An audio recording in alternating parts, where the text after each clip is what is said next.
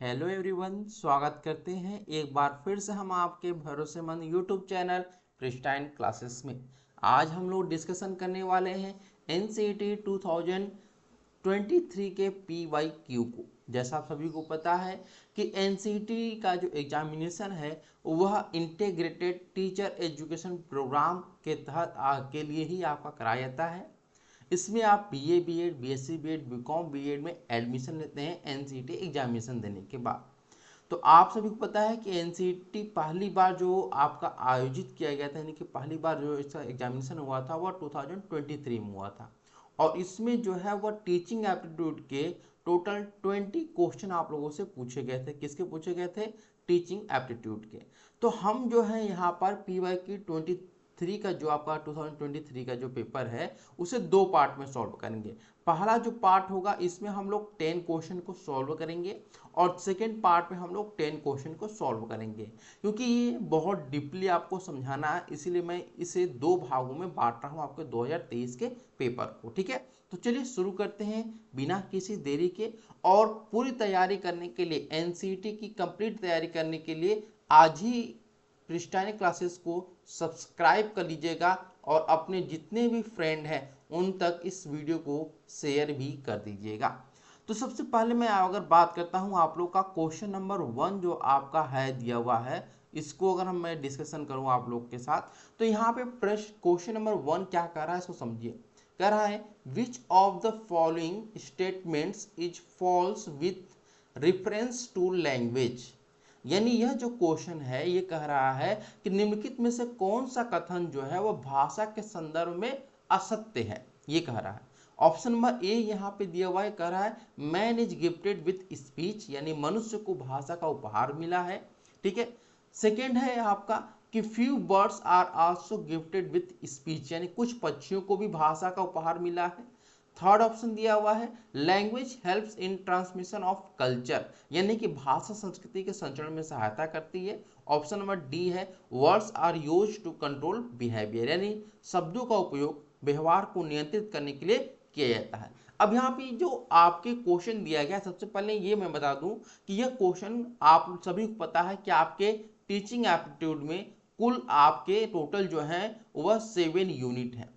कितने यूनिट है आपके? वह 7 यूनिट है। ठीक है, 1 से लेके 7 यूनिट है। तो यह प्रश्न जो आपका पूछा गया है, यह आपका प्रश्न पूछा गया है यूनिट नंबर 7 से पूछा गया है।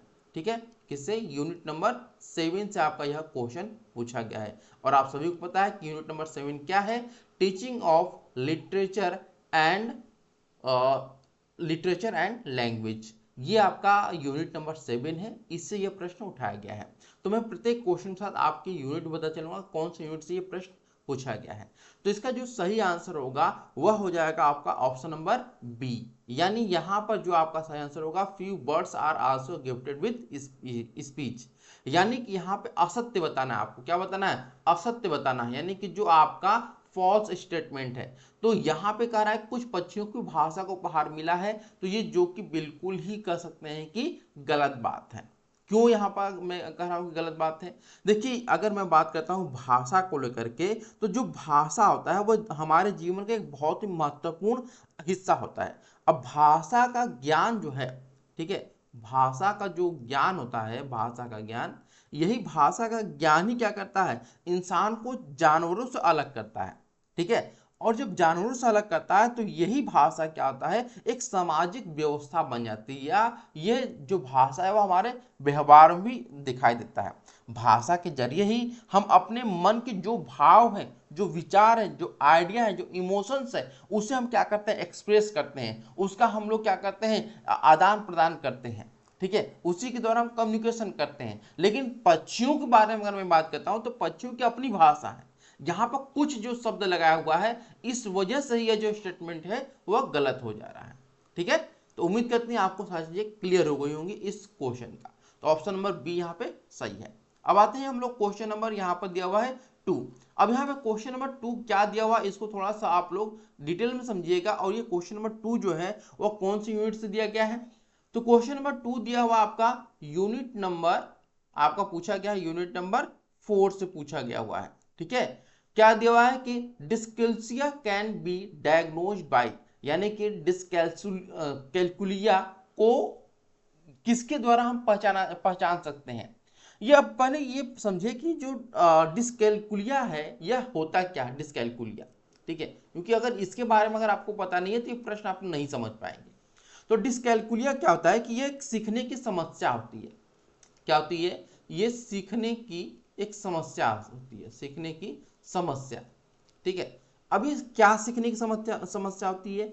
तो यह आपकी जो समस्या है वो क्या चीज सीखने की, वह मैथ सीखने की, ठीक है। क्या चीज? मैथ, यानी कि गणित को सीखने और जो उनसे जुड़ी हुई संख्याएं हैं उन संख्याओं को जानकारी को समझने में जो दिक्कत होती है वही क्या होती है आपकी, वही होती है आपकी डिसकैलकुलिया होती है, ठीक है। अब यहाँ पे थोड़ा सा और मैं आपको बता देना चाहता हूँ, अगर डिटेल में यहाँ पर समझे एक वाक्य में, तो डिसकैलकुलिया से पीड़ित लोगों के दिमाग में या डिसकैलकुलिया से पीड़ित जो बच्चे होते हैं उनके दिमाग में गणित से जुड़े हुए जो कॉन्सेप्ट होते हैं वो कॉन्सेप्ट क्लियर नहीं होते हैं, ठीक है। वो कॉन्सेप्ट ही क्या होते हैं? क्लियर नहीं होते हैं। साथ ही साथ जो सामान्य लोगों की तरफ प्रोसेस होता है वो प्रोसेस भी नहीं कर पाते हैं। जैसे जो नॉर्मल बच्चा होता है, जो नॉर्मल बच्चा होता है वो आराम से कोई ना कोई तरीके से जो क्वेश्चन होते हैं मैथ के वो सॉल्व कर लेता है, लेकिन जो डिसकैलकुलिया से पीड़ित जो बच्चा होता है वो मैथ के क्वेश्चन को समझ नहीं पाता है, ठीक है। उनमें देखिए डिसकैलकुलिया में बहुत बड़ी समस्याएं होती हैं, संख्याओं के अर्थ को समझने में वो कमजोर होते हैं, साथ ही साथ गणित के जो सामान्य जोड़ घटाव है ना वो जोड़ घटाव भी नहीं कर पाते हैं। तो यहाँ पे अगर मैं बात करता हूं कि ये प्रश्न क्या कर रहा है कि ये डिसकैलकुलिया किसके द्वारा पहचाना जा सकता है, तो केवल टीचर के द्वारा नहीं, टीचर भी पहचान सकता है। टीचर केवल इतना समझ सकता है कि यह बच्चा जो है वह थोड़ा सा कमजोर है पढ़ाई में, वो समझ नहीं पा रहा, मैथ इसका कमजोर है, इसलिए वो ज्यादा ध्यान नहीं देगा। साथ ही साथ स्कूल प्रिंसिपल ओनली, अगर मैं बात करता हूं तो स्कूल प्रिंसिपल का जो काम होता है स्कूल के मैनेजमेंट से संबंधित होता है। किससे होता है? मैनेजमेंट से, ठीक है। तो उसका तो स्टूडेंट से कोई मतलब ही नहीं रहता है, तो ये डायरेक्टली पहले कट हो गया। थर्ड है पेरेंट्स ओनली। पेरेंट्स जो होते हैं अक्सर करके आप लोग देखे होंगे कि जो पेरेंट्स होते हैं जो मतलब पेरेंट्स यानी माता पिता दोनों ही जॉब में होते हैं तो अपने बच्चों पर ज़्यादा ध्यान नहीं दे पाते हैं। तो अगर हम उस संदर्भ में देखें कि अगर माता पिता आज के समय में दोनों ही जॉब में हैं तो क्या उन चीज़ों को समझ पाएंगे कि हमारा बच्चा डिसकैलकुलिया से पीड़ित है कि नहीं, तो वो नहीं समझ पाएंगे। तो यहाँ पे जो आपका ऑप्शन सही आ रहा है वो ऑप्शन नंबर डी सही हो रहा है कि team of educationist and psychologist only, यानी केवल जो शिक्षाविद हैं और मनोवैज्ञानिक की जो टीमें हैं वही इन चीजों को समझ कर पाएगी और उनको पहचान कर पाएगी और उनका निवारण कर पाएगी, ठीक है। तो इसलिए ऑप्शन नंबर डी हमारा क्या हो जाएगा? सही हो जाएगा, ठीक है। चलिए अगले प्रश्न में आते हैं हम लोग। क्वेश्चन नंबर यहाँ पे दिया हुआ है 3। क्वेश्चन नंबर 3 क्या कह रहा है? कह रहा है कि which among the following is a pre requisite for any scientific discovery, यानी यहाँ पे प्रश्न कर रहा है कि निम्नलिखित में से कौन सा किसी भी वैज्ञानिक खोज के लिए एक पूर्व अपेक्षित कह सकते हैं। यानी कि अगर हम वैज्ञानिक खोज कर रहे हैं तो उसके लिए जो शुरुआती चरण है वह क्या क्या हो सकते हैं, ठीक है।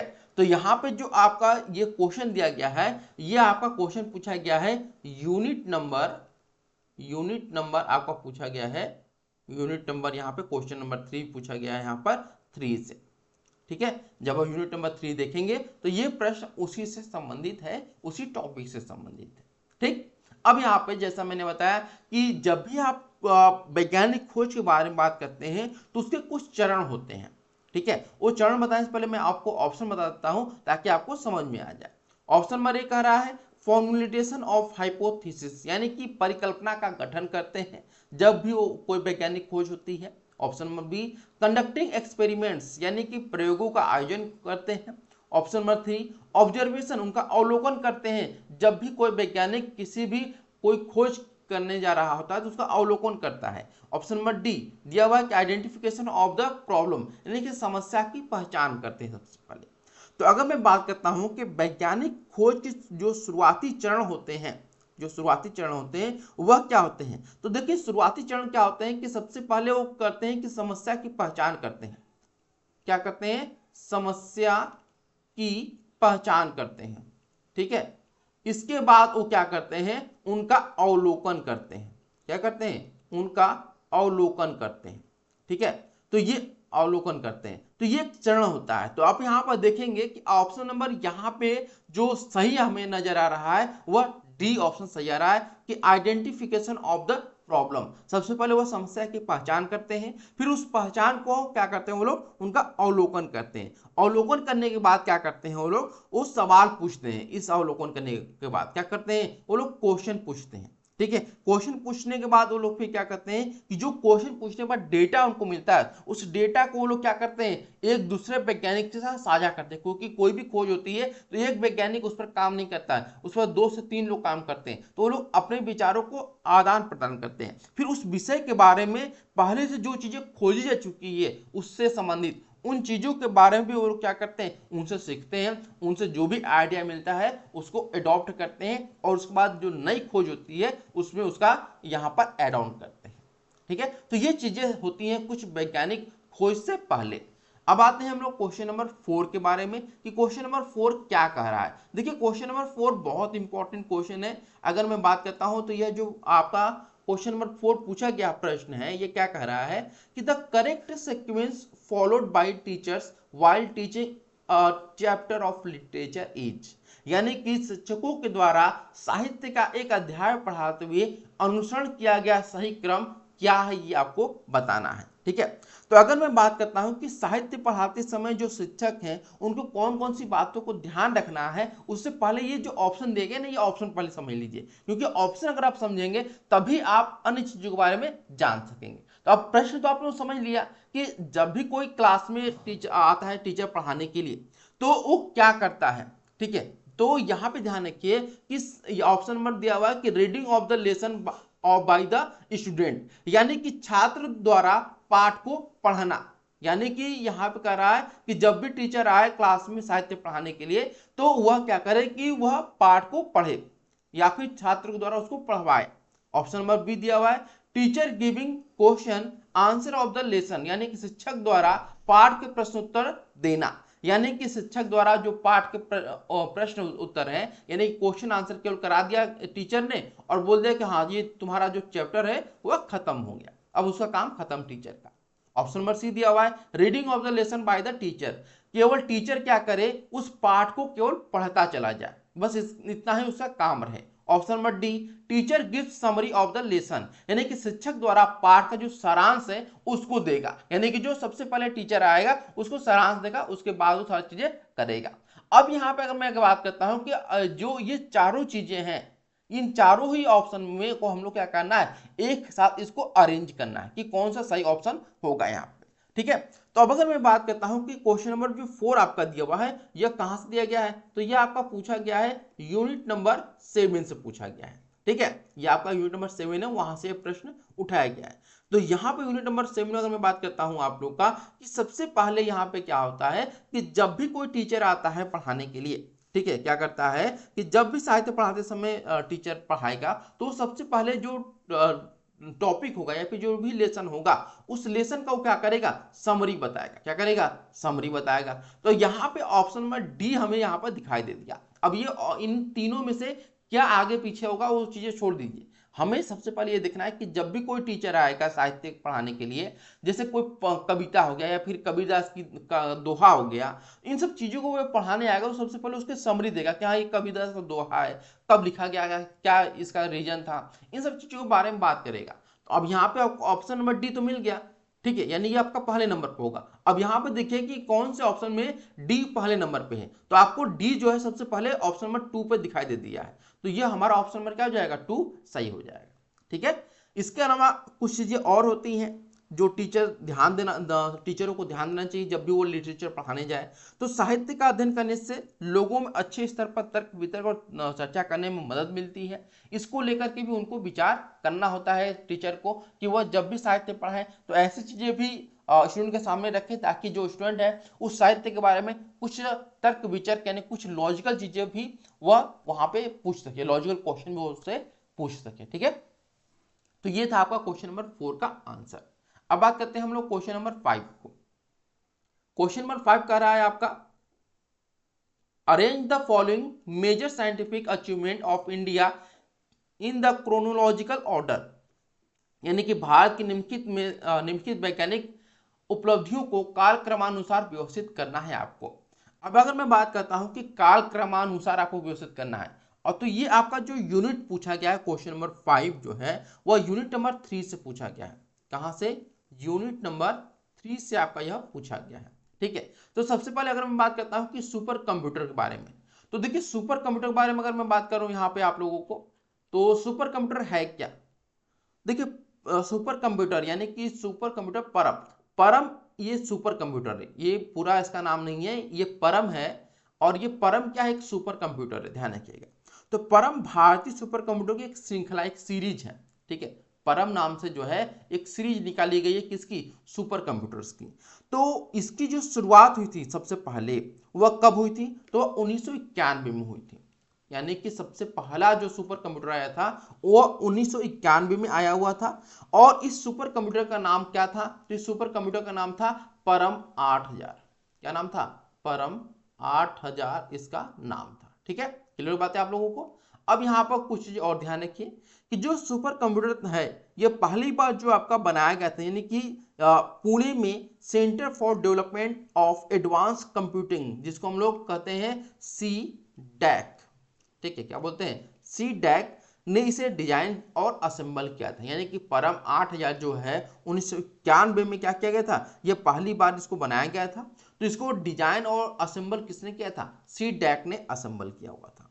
ठीक है, यहां तक क्लियर सभी को। अब इसके बाद यहां पे ध्यान रखिए कि 1991 में हुआ था। अब भारत का पहला जो उपग्रह है, भारत का पहला उपग्रह प्रक्षेपण जो हुआ था वह 1975 में हुआ था। कब हुआ था आपका? 1975, यानी कि 1975 में आपका प्रक्षेपण किया गया था। और इस पहले उपग्रह का नाम क्या था? तो इस पहले उपग्रह का नाम आर्यभट्ट था। क्या नाम था इसका? आर्यभट्ट था। ठीक है, क्या था आपका? आर्यभट्ट इसका नाम था। ठीक है, तो ये 1975 में हुआ था। इसके बाद मंगल परिक्रमण मिशन आप यहाँ पे देख रहे हैं। तो ये मंगल परिक्रमण मिशन क्या है? तो मार्स ऑर्बिटर मिशन इसको बोलते हैं। ये इसको हम लोग मंगलयान के नाम से भी जानते हैं। किसके नाम से? मंगलयान के नाम से भी हम इसको जानते हैं। और अगर मैं बात करता हूं कि यह जो आपका अंतरिक्ष यान है वह कब आपका मंगल की परिक्रमा करना शुरू किया था? तो 24 सितंबर 2014 को यह परिक्रमा करना शुरू किया था। इसके बाद चंद्रयान 2, आप सभी को पता है कि जब चंद्रयान 2 जो है वह विफल हो चुका था, सफल नहीं था बल्कि आपका एक विफल हुआ था। तो यह जो आपका विफल हुआ था उसी समय आप लोगों ने देखा था कि मोदी जी ने जो चंद्रयान 2 के कर्ता धर्ता थे वो रोने लगे थे, उनको गले लगा करके, जब गले लगाया था तो उनकी फोटो बहुत ज़्यादा वायरल हुई थी मोदी जी के साथ। तो वो चीज़ें भी आपको याद होगी कहीं ना कहीं। तो चंद्रयान 2 जो है वह आपका 22 जुलाई 2019 को यह आपका लॉन्च किया गया था। और कहां से लॉन्च किया गया था? तो इसे सतीश धवन अंतरिक्ष केंद्र श्रीहरिकोटा से आपका यह लॉन्च किया गया था। ठीक है, तो ये आपको कुछ इंपॉर्टेंट चीज थी ये आपकी। अब यहाँ पे आप लोग देखेंगे कि आपका जो काल के अनुसार है उसको अगर अरेंज करेंगे आप यहाँ पर, तो अगर आप अरेंज करते हैं तो यहाँ पे सबसे पहले आपको क्या देखने को मिलेगा? तो सबसे पहले 1975 आएगा। क्या आएगा आपका? 1975, यानी कि आपका ऑप्शन नंबर बी कहाँ पे आपको देखने को मिल रहा है? बी आपको ऑप्शन ए में दिख रहा है और यहाँ पर सी में दिख रहा है। तो ये हमारा 2 और 4 गलत हो गया। बी के बाद आपका ए आ रहा है। क्या आ रहा है आपका? बी के बाद आपका ए आ रहा है। तो यहाँ पर देखिएगा कि बी और ए दोनों में आ रहा है। इसके बाद यहाँ पे देखिए कि ये 2014 और ये 2019 है, तो आपका सी ऑप्शन आएगा। क्या आएगा? सी आएगा, यानी कि बी ए सी आएगा। तो यहाँ पर डी है तो ये भी गलत हो गया। तो ऑप्शन नंबर हमारा क्या हो जाएगा? ए बिल्कुल सही हो जाएगा। क्या हो जाएगा? ए हमारा ऑप्शन सही हो जाएगा। ठीक है, तो उम्मीद करते हैं ये भी प्रश्न जो है आपको समझ में आ गया होगा। अब आते हैं हम लोग प्रश्न नंबर हमारे 6 पर। ये प्रश्न नंबर 6 क्या कर रहा है इसको थोड़ा सा समझने की कोशिश करते हैं। देखिए क्वेश्चन नंबर 6 क्या कर रहा है कि in the school curriculum the study of social science starts at the, यानी कि जब हम विद्यालयी पाठ्यक्रम की बात करते हैं तो सामाजिक विज्ञान का अध्ययन कब प्रारंभ होता है? ये जो प्रश्न है आपका वह NEP 2020 के तहत आपके जो करिकुलम तैयार किए गए हैं उसके अकॉर्डिंग ये प्रश्न आप लोगों से पूछे गए हैं। ठीक है। और यह जो प्रश्न पूछा गया है यह यूनिट नंबर आपका 6 से पूछा गया है। इससे यूनिट नंबर 6 से आपका यह प्रश्न पूछा गया है, ठीक है। अब बात करते हैं इसके आंसर के बारे में। तो यहां पे दिया हुआ है कि एलिमेंट्री स्टेज, जैसा आप सभी को पता है, middle stage, secondary stage, senior secondary stage.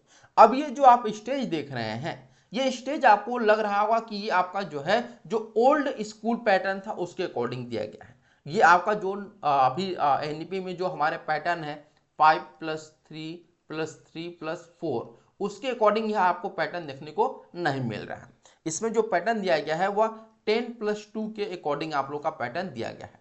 तो उसी के अकॉर्डिंग हम लोग देखेंगे, लेकिन ये संदर्भ किसका है, एनईपी 2020 के मद्देनजर ये रखा गया है, ठीक है। तो यहाँ पे जो हमारा प्रश्न का आंसर होगा वो बिल्कुल सही होगा। वह कौन सा हो जाएगा, क्वेश्चन नंबर 6 का जो हमारा आंसर होगा वह ई सही होगा, एलिमेंट्री स्टेज, जिसको हम लोग क्या बोलते हैं, फाउंडेशनल स्टेज के नाम से भी हम लोग जो नई शिक्षा नीति है उसके तहत फाउंडेशनल स्टेज, ठीक है, फाउंडेशनल स्टेज, ठीक। अब फाउंडेशनल स्टेज में आप लोग देखेंगे कि एक सब्जेक्ट आप लोगों ने कहीं ना कहीं पढ़ा होगा जिसको हम लोग ईवीएस के नाम से जानते हैं। किसके नाम से, ईवीएस, एनवायरमेंटल साइंस के नाम से। वहीं से जो है वो सोशल साइंस का जो शुरुआत है वह होने लगता है। लेकिन अगर हम बात करते हैं कि एक्चुअल में हम सोशल साइंस कब पढ़ते हैं, हिस्ट्री अलग, ज्योग्राफी अलग, पॉलिटी अलग, तो हम क्लास 6 से पढ़ते हैं उसको। मिडिल स्टेज जब हमारा होता है तो वहां से हम लोग उसको पढ़ना शुरू करते हैं। लेकिन चूंकि यहाँ पर जो आंसर की दिया गया है एनटीए की तरफ से वह एलिमेंट्री स्टेज रखा गया है, फाउंडेशनल स्टेज, इसलिए हम ऑप्शन नंबर ए को ही यहाँ पर क्या करेंगे, सही करेंगे, ठीक है। अब आते हैं हम लोग क्वेश्चन नंबर 7 पे। अब यहाँ पे क्वेश्चन नंबर 7 क्या कह रहा है, इसको भी थोड़ा सा समझते हैं। क्वेश्चन नंबर 7 कह रहा है आप लोग का कि which of the following is considered as the formative assessment in mathematics classroom, यानी निम्नलिखित में से कौन गणितीय कक्षा में रचनात्मक मूल्यांकन के रूप में विचार कर रहा है। तो अब यहाँ पे जो प्रश्न पूछा जा रहा है कि रचनात्मक मूल्यांकन के लिए गणित की क्लासेस में इसे हम लोग लागू करते हैं। तो ये गणित के संदर्भ में जब पूछा गया है तो हमारा जो ये प्रश्न पूछा गया वह यूनिट नंबर कौन से पूछा गया है, तो यूनिट नंबर सबसे पहले ये देखिए ये प्रश्न पूछा गया है आप लोग का क्वेश्चन नंबर 7 वह यूनिट नंबर 4 से पूछा गया। ये बात क्लियर होगी। दूसरी बात, ये प्रश्न पहले समझिए कि क्या कर रहा है कि जब भी हम गणित की क्लासेस कराते हैं तो वहां पे अगर हम फॉर्मेटिव असेसमेंट करते हैं तो फॉर्मेटिव असेसमेंट में ना हमें जो हमारा जो फाइनल ईयर का एग्जामिनेशन है वह काम आता है, ना मिड टर्म का जो एग्जामिनेशन है वो काम आता है, ना ही हमें जो होमवर्क दिया था वो काम आता है। हमें काम केवल और केवल हम स्टूडेंट के लिए आता है, वह आपका पॉप क्यूज है। अब ये पॉप क्यूज है क्या, पॉप क्यूज का मतलब क्या होता है इसको थोड़ा सा समझ लीजिए। पॉप क्यूज का मतलब होता है कि बिना किसी चेतावनी के दी जाने वाली छोटी सी प्रश्नोत्तरी, ठीक है, मतलब बिना किसी पहले आपको कोई भी डायरेक्शन नहीं दिया जाएगा, बिना कोई यानी कि कोई इंफॉर्मेशन आपको पहले नहीं दिया जाएगा, ठीक है, इंफॉर्मेशन कोई नहीं रहेगा और तुरंत आकर आपको क्वेश्चन आंसर जो है वो आप लोगों से किया जाना शुरू हो जाएगा। और यही जो पॉप क्यूज है, ठीक है, अगर मैं बात करता हूं इसको लेकर के तो जो पॉप प्रश्नोत्तरी या फिर पॉप क्यूज है यह एक टेलीविजन कार्यक्रम भी है, चाहे आपका एक टीवी का जो है वह एक कह सकते हैं कि प्रोग्राम भी है, क्या आपका है, एक प्रोग्राम भी है। और ये प्रोग्राम कहाँ का है, तो यह प्रोग्राम जो है वह एक ब्रिटिश टेलीविजन पे आयोजित किया जाता है। कहाँ पे, ब्रिटिश, ठीक है, ब्रिटिश टेलीविजन पे आयोजित किया जाता है। और यह कार्यक्रम जो था वह 1981 से लेकर के 1984 के बीच में यह चला था। और ये किस पर प्रसारित होता था, तो ये बीबीसी, आप लोगों ने नाम सुना होगा, बीबीसी 1 चैनल है, उस पर यह प्रसारित होता रहता था, ठीक है। तो अगर उन चीजों को आप देखेंगे तो अक्सर करके आप लोग ये जो भी आप लोग को टीचिंग एप्टीट्यूड पढ़ाया जा रहा है वह आप लोग को तैयार किया जा रहा है। केवल ये टीचिंग एप्टीट्यूड सच में अगर मैं बात करूं तो वह आप लोग बहुत बेसिक चीजें पढ़ रहे हैं। टीचिंग एप्टीट्यूड का जो बिल्कुल बेसिक चीज है ना वो चीजें आप लोग पढ़ रहे हैं। अगर टीचिंग एप्टीट्यूड आप देखना चाहेंगे तो जो बीएड 2 ईयर के हैं या फिर जो सीटेट की तैयारी करते हैं, जो टेट की तैयारी कर रहे हैं, उनका टीचिंग एप्टीट्यूड देखेंगे तो आपके जो सोचेंगे कि हम लोग तो कुछ भी नहीं पढ़ रहे हैं, लेकिन आप लोग कभी पढ़े नहीं है इसलिए ये भी आपको हार्ड लग रहा है, ठीक है। तो मैं ये आप लोग को जो चीजें हार्ड लग रही हैं, जो टफ लग रही हैं, उनको ही इजी करने के लिए यह चैनल शुरू किया हूं। ताकि आपको कोई भी प्रॉब्लम ना फेस करना पड़े। ठीक है, तो इतनी चीजें अगर आपको सब कुछ सही लग रहा होगा, अच्छा लग रहा होगा, तो इसको अपने मित्रों में एक बार जरूर शेयर करिएगा ताकि उन तक भी ये चीजें पहुंच सके। ठीक है, अब आते हैं हम लोग क्वेश्चन नंबर 8 के ऊपर। ठीक है, क्वेश्चन नंबर 8 क्या दिया हुआ है? क्वेश्चन नंबर 8 कह रहा है आपका कि in which of the following film and empathetic portrayal of Delhi EWS student is filmed. ये निम्नलिखित में से किस फिल्म में दिल्ली के ईडब्ल्यूएस छात्रों का एक सहानुभूतिपूर्ण चित्रण फिल्माया गया है? ठीक है, यहाँ पे चित्रण होगा, चित्रण फिल्माया गया है। तो अगर मैं बात करता हूँ यह जो चित्रण फिल्माया गया है वह फिल्माया गया है ऑप्शन नंबर सी यानी कि रेडी स्टडी पर। अब ये रेडी स्टडी क्या है? एक मूवी का नाम है। क्या है आपका? यह एक मूवी है, और ये जो मूवी है वह कब बनी थी? तो ये मूवी जो इसका बेस था, इसका बैकग्राउंड की बात करते हैं, इसके थीम के बारे में अगर मैं बात करता हूँ इस मूवी के, तो इस मूवी का जो थीम है वह 2020 में, आप सभी को पता है कि कोविड-19 2020 में जो है वह कोविड-19 से जो पीड़ित बच्चे थे के दौरान जो ईडब्ल्यूएस कोटा लागू किया गया था, जो ईडब्ल्यूएस कोटा लागू किया गया था, कहां पे? दिल्ली के जो बहुत बड़े बड़े स्कूल थे वहां पर, वहीं के जो परिवेश उसको दिखाया गया है इसमें। ठीक है, इस फिल्म में किशोरों को जो इस फिल्म में जो बच्चे होते हैं उन बच्चों को स्क्रीन पर खुद के जो अभिनय है उनको करने के लिए, यानी उस अभिनय को करने के लिए बहुत सारी चीजों को सहारा लिया गया था। ठीक है, अब मैं इसके बारे में ज्यादा डिटेल में आपको नहीं बताऊंगा क्योंकि ये थोड़ा सा आपको अलग लगने लगेगा, लेकिन फिर भी मैं अगर थोड़ा सा आपको बात बता दूं इस मूवी के बारे में, तो जो रेडी स्टडी मूवी है वह केवल 90 मिनट की मूवी है। आप लोग अगर एक बार देखेंगे तो आपको सारी चीजें जो है वह क्लियर हो जाएगी।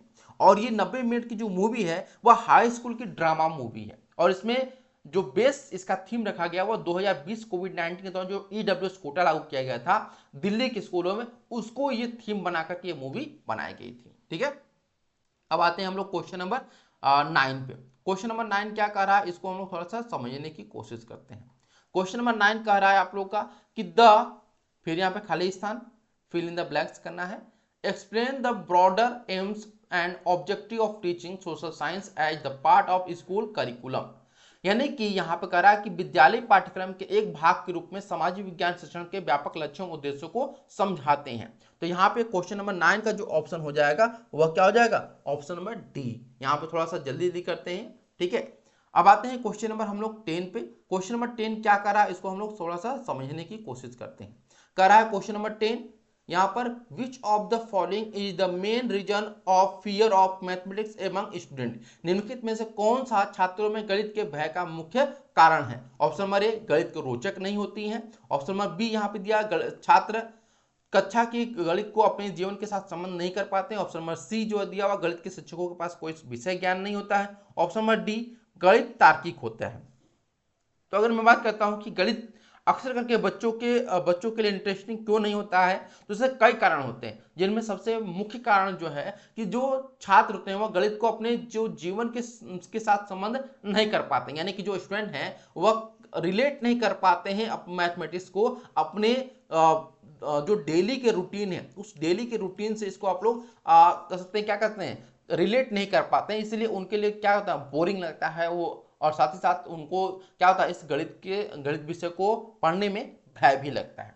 ठीक है, तो उम्मीद करते हैं आज आप लोग को सारी चीजें क्लियर हो चुकी होंगी। फिर मिलते हैं अगले पार्ट में, जो प्रीवियस ईयर पेपर हम लोग का है। और अगर कोई आप लोग को डाउट हो तो आप लोग कमेंट करिएगा, मैं कोशिश करूंगा सभी कमेंट का जवाब दे सकूं। तो आज के लिए इतना ही, फिर मिलते हैं नेक्स्ट वीडियो में, तब तक के लिए धन्यवाद। Thank you so much for watching this video.